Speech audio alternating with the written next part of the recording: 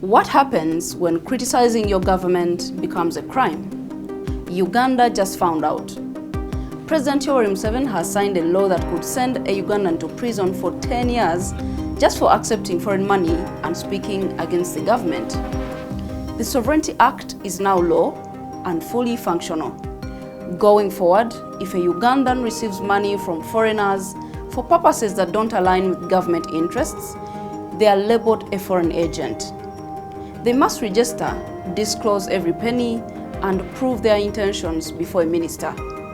Speak out against the government after that, that's prison, or fines so heavy that they will run anybody bankrupt. The government says it's protecting Uganda from external interference. But who is actually the catch? Every major opposition party in Uganda runs on foreign funding. If not political organizations outside Uganda, then Ugandans living abroad. That money pays for campaigns, rallies, consultations, operations, and everything. But under this law, they can still receive that money. However, the second they criticize the government, they've broken the law.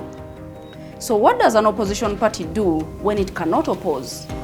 That's a question without an answer right now. But opposition aside, how about the economy? Michael Atingengo, the governor of Uganda's central bank, did not hold back. He warned that this law could cause an economic disaster. Why? Because foreign investors will flee, exchange reserves will crash, the country might go bankrupt.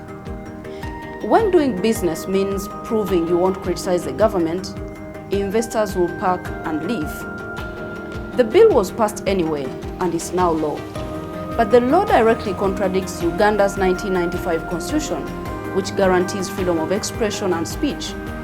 This law was passed because Museveni wanted it badly.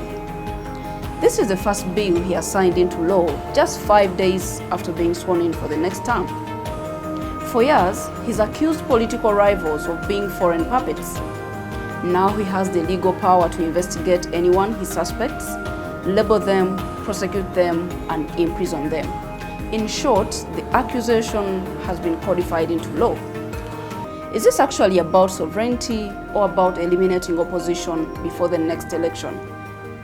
Can Uganda's economy survive when foreign funds stop flowing? Such laws are seen elsewhere. The United States has a Foreign Agents Registration Act.